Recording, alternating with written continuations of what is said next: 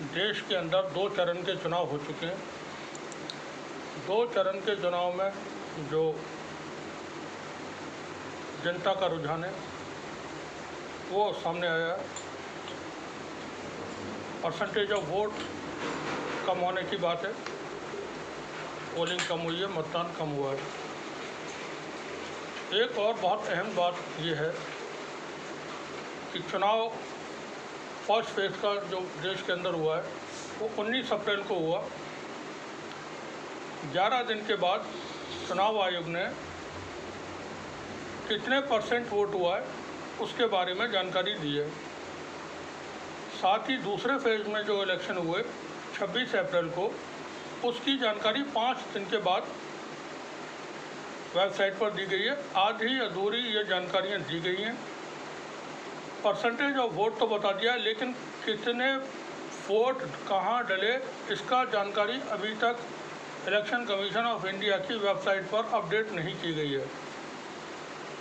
EVM से चुनाव कराने के लिए जो जोर दिया जाता है देश के अंदर, और चुनाव आयोग भी इसको लेकर के कहता है कि ईवीएम से साफ सुथरे चुनाव हो जाते हैं, जल्दी चुनाव हो जाते हैं और जल्दी उनके नतीजे हासिल हो जाते हैं।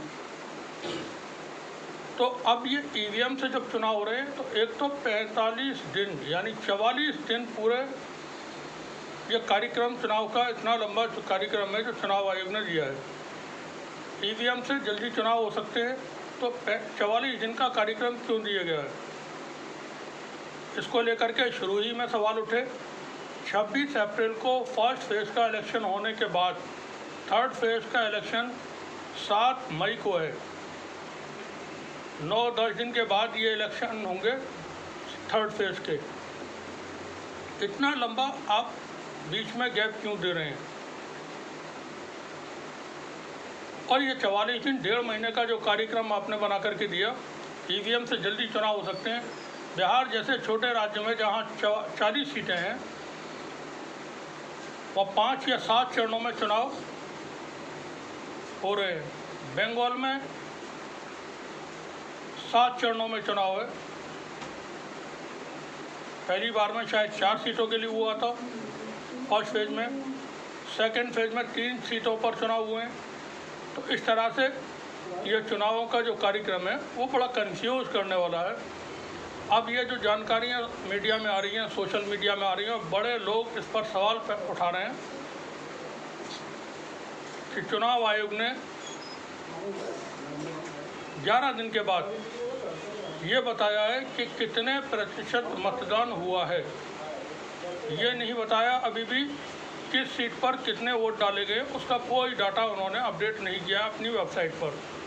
देश के बड़े वकील हैं कपिल सिब्बल, राज्यसभा सांसद हैं, उन्होंने चुनाव आयोग पर सवाल खड़े किए इस बात को लेकर के। समाचार एजेंसी ANI से बात करते हुए कपिल सिब्बल ने कहा कि ईवीएम के बारे में सुप्रीम कोर्ट का निर्णय भी आया है। सुप्रीम कोर्ट ने कहा है कि हर नागरिक को चुनाव आयोग पर विश्वास रखना चाहिए, लेकिन सवाल यह खड़ा होता है कि चुनाव आयोग विश्वास के लायक है या नहीं। अभी क्या हो रहा है, पहले चरण के मतदान का डाटा 11 दिन के बाद वेबसाइट पर आया, वो भी इतना ही आया कि कितने % वोटिंग हुई है। यह नहीं आया कि कितने वोट डाले गए। इसका कारण मैं नहीं जानता। कुछ लोग कहते हैं इसमें विश्वास रखा जाए। हम विश्वास रखेंगे, लेकिन चुनाव आयोग को प्रेस कॉन्फ्रेंस करके बताना चाहिए कि इसमें देरी क्यों हुई। कपिल सिब्बल ने कहा, मैंने कई पूर्व चुनाव आयुक्तों से बात की है। उन्होंने बताया कि जब वो थे तो अगले दिन सुबह तक वेबसाइट पर डेटा आ जाता था कि कितने लोगों ने वोट डाला है। तो 11 दिन क्यों लगे? जब यह संदेह पैदा होता है तो निश्चित रूप से विश्वास कम होता है। ये बातें कपिल सिब्बल साहब ने कही हैं। अब यहाँ बता दें कि चुनाव आयोग ने मंगलवार 30 अप्रैल को जानकारी देते हुए बताया कि लोकसभा चुनावों के पहले चरण में 66.14% और दूसरे चरण में 66.71% मतदान दर्ज किया गया। पहले चरण में 102 सीटों पर वोट डाले गए थे 19 अप्रैल को, दूसरे चरण में 88 सीटों पर 26 अप्रैल को। चुनाव आयोग ने जो डाटा जारी किया है उसमें वोटिंग के प्रतिशत की जानकारी दी गई है, लेकिन कितने वोट पड़े हैं इसकी संख्या की जानकारी सार्वजनिक नहीं की गई है। अब आरोप तो लगेंगे, बात तो होगी, क्योंकि चुनाव आयोग जिस तरह का लेवल प्लेइंग फील्ड उसने प्रोवाइड की है अपोजिशन पार्टियों के लिए, वो हैरान करने वाली है। आप जो सत्ता में हैं, हुकूमत कर रहे हैं, एक से ख़राब भाषण देते हैं, वो ख़राब बातें करते हैं, झूठी बातें करते हैं, लेकिन उनसे सवाल पूछने की हिम्मत चुनाव आयोग की नहीं हुई है। कांग्रेस पार्टी के घोषणा पत्र को लेकर के प्रधानमंत्री की तरफ से जो बयान दिए गए उसमें कहीं कोई सत्यता नहीं है। बावजूद इसके चुनाव आयोग ने सीधे सीधे प्रधानमंत्री से नहीं पूछा कि आपने एक पार्टी के घोषणा पत्र को लेकर के जो बातें की हैं वो गलत हैं, क्यों आपने ये बातें बोली जनता के बीच में।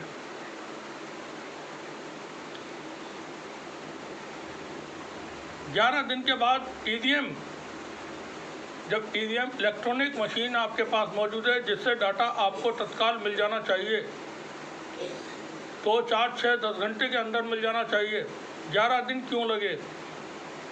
उस ईवीएम से आपको ये पता क्यों नहीं चला अभी तक कि कितने लोगों ने वोट डाले हैं, किस सीट पर कितने वोट थे और कितने डाले गए? उसकी जानकारी आपने अपनी वेबसाइट पर क्यों अपडेट नहीं की है? देश के जाने माने पत्रकार हैं रवीश कुमार, वो लिखते हैं, रोज़ रोज़ शक और सवाल से अच्छा होगा कि चुनाव आयोग अब रिजल्ट ही निकाल दे। कोई क्या कर लेगा? प्रेस कॉन्फ्रेंस के दिन तो ऐसा माहौल बनाया गया जैसे दुनिया की हर क्षमता इन्हीं के पास है। इलेक्शन कमीशन को संबोधित करते हुए ये बात कर रहे हैं। अब डेटा भी इस तरह से दिया जाएगा तो क्या रह जाएगा? पहले मांगो फिर मिले तो आधा अधूरा। चुनाव नागरिक का काम हो गया सुबह सुबह उठकर चुनाव आयोग की विश्वसनीयता और निष्पक्षता चेक करना। Vinod Sharma senior most journalist हैं देश के, बहुत ही उनकी रिस्पेक्ट है देश और दुनिया में।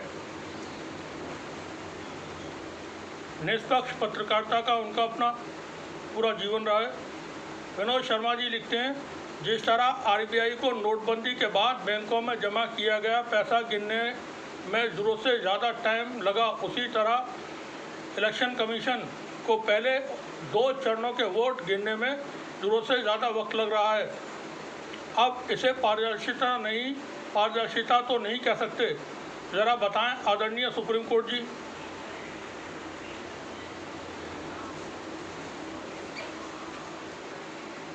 जो इलेक्शन हो रहे हैं, जनता वोट कर रही है, किसके पक्ष में कर रही है, किसके खिलाफ कर रही है, ये तमाम अलग की बातें हैं, लेकिन चुनाव आयोग किस तरह का काम कर रहा है। ठीक है, देश के अंदर 16 या 26 लाख ईवीएम चोरी की घटना हो चुकी है, ईवीएम गायब हैं। वो ईवीएम किसी ने कबाड़ खाने में बेचने के लिए चोरी नहीं की, वो ईवीएम कहीं किसी तालाब में, किसी नहर में नहीं डुबोई गई, किसी म्यूजियम में उनको सजाने के लिए चोरी नहीं किया गया है। कहाँ है वो ईवीएम, किसके पास हैं, क्या इस्तेमाल हो रहा है उनका? कोई भी एजेंसी मुल्क की, IBO, CIDO दूसरी है, कोई भी कभी ये पता क्यों नहीं लगा सका कि जो चोरी हुई ईवीएम है 26 या 28 लाख किसने चोरी की है और वो कहाँ है, उनका क्या इस्तेमाल हो रहा है? तो ये कैसे माना जाए कि ये चुनाव जो हो रहे हैं उनके वैसे ही नतीजे आएंगे जिस तरह का जनता वोट कर रही है। चुनाव में गड़बड़ियाँ होती हैं, बहुत दबा के होती हैं, खुल्लम खुल्ला होती हैं, हमने अपनी आंखों से देखा है। इसमें कोई किसी तरह का मसला नहीं है। वोटिंग के दिन, काउंटिंग के दिन इस पर किसी दिन तफसील से बात होगी। बैलेट पेपर जब चलते थे, अपनी आंखों से अलीगढ़ के ITI काउंटिंग सेंटर पर ठप्पे लगाते हुए देखा लोगों को। पूरे बैलेट पेपर पर ठप्पे लगाए गए लाइट ऑफ करके, और सारे मतपत्र एक पार्टी के उम्मीदवार के पक्ष में गिने गए। और जब प्रोटेस्ट किया दूसरे उम्मीदवार के पति ने, तो उसको धमका करके बाहर निकलवाया और धमकी दी गई। मैं काउंटिंग के दिन अंदर मौजूद था, इसलिए सारी बातें मेरे सामने की हैं, इसलिए याद भी हैं। किसी वक्त इस पर तफसील से बात करेंगे। अब जो चुनाव हो रहे हैं उसमें क्या नतीजे गड़बड़ नहीं किए जाएंगे। राकेश टिकैत के वीडियो मौजूद हैं सोशल मीडिया पर। उत्तर प्रदेश के चुनाव में विधानसभा के चुनाव के बाद उन्होंने ये बताया था, आरोप लगाए थे कि हारे हुए उम्मीदवारों को जीते हुए उम्मीदवार के पत्र दिए गए। आप सोशल मीडिया पर जाएं, राकेश टिकैत के वीडियो सर्च करें, आपको वीडियो मिल जाएगा। देश के जाने माने सेफोलॉजिस्ट हैं जोगेंद्र यादव, वो इस पर सवाल खड़े कर रहे हैं कि आखिर ऐसा क्या है 11 दिन के बाद ये मत प्रतिशत का आपने बताया है, और वो भी आधी अधूरी जानकारी के बाद आपने नहीं बताया कितने वोट किस सीट पर डले हैं। तो चुनाव आयोग क्या करना चाहता है?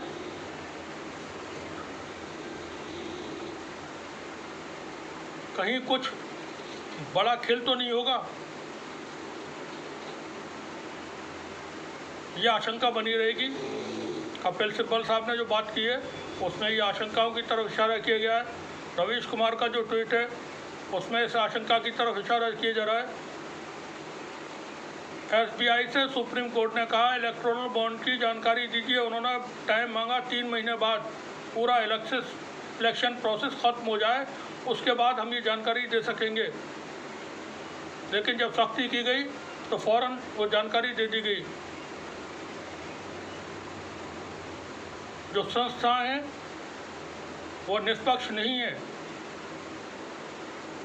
इलेक्शन कमीशन, अगर सुप्रीम कोर्ट सख्ती नहीं करता SBI पर, तो इलेक्टोरल बॉन्ड को लेकर के जो जानकारियां सार्वजनिक हुई हैं वो जानकारियां कभी सामने नहीं आती। इलेक्शन के बाद अगर ये जानकारियां सामने आती तो कोई इसका प्रभाव या कोई इस पर जिक्र भी नहीं होते।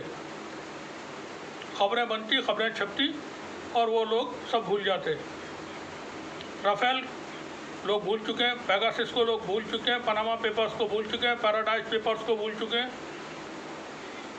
2014 में पनामा पेपर्स और पैराडाइज पेपर्स की रिपोर्ट सामने आई थी। देश के बड़े, सदी के सबसे बड़े अभिनेता, उनकी पुत्रवधू आदि के नाम शामिल थे। 10 साल से उसमें क्या जांच हुई किसी को पता नहीं है। फिनलैंड के प्राइम मिनिस्टर ने नाम आने के बाद अपने पद से इस्तीफा दे दिया था पनामा पेपर्स में जब उसका नाम आया था। ये हाई मोरालिटी होती है इंसानों की। पाकिस्तान जैसे मुल्क में जहाँ की अदलिया पर, जहाँ के जुडिशरी पर तमाम तरह के सवाल वहाँ के खुद पॉलिटिशियंस और जनता खड़े करती है और पत्रकार खड़े करते हैं। हमारे यहाँ तो बोल भी नहीं सकते जुडिशरी के ख़िलाफ़। उस लेवल पर जो पाकिस्तान के अंदर बात होती है मीडिया डिबेट में, कंटेम्प्ट ऑफ कोर्ट में लोगों की गिरफ्तारियाँ हो जाएंगी। नवाज शरीफ को अपनी कुर्सी गंवानी पड़ी थी, इलेक्शन पर उनके रोक लगा दी गई थी पनामा पेपर्स में नाम आने के बाद। उसमें सज़ा हुई थी उसको। भारत में 10 साल से पनामा पेपर्स की जांच कहां पहुंची, इसकी जानकारी किसी को नहीं है।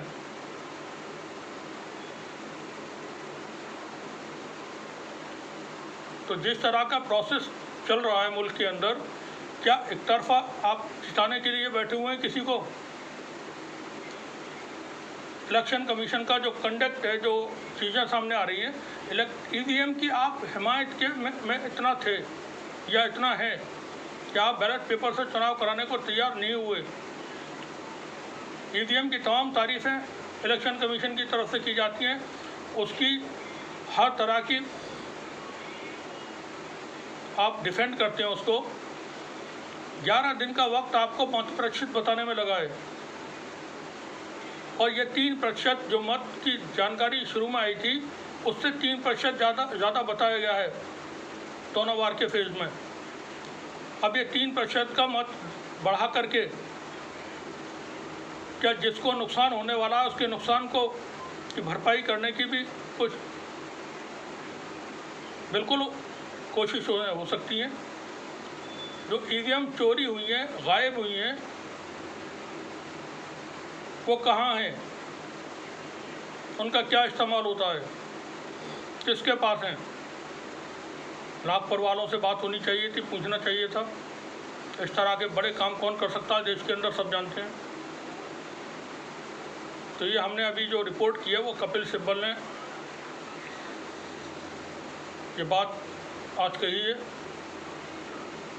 उसके ऊपर ये रिपोर्ट है। शुक्रिया आप सभी का।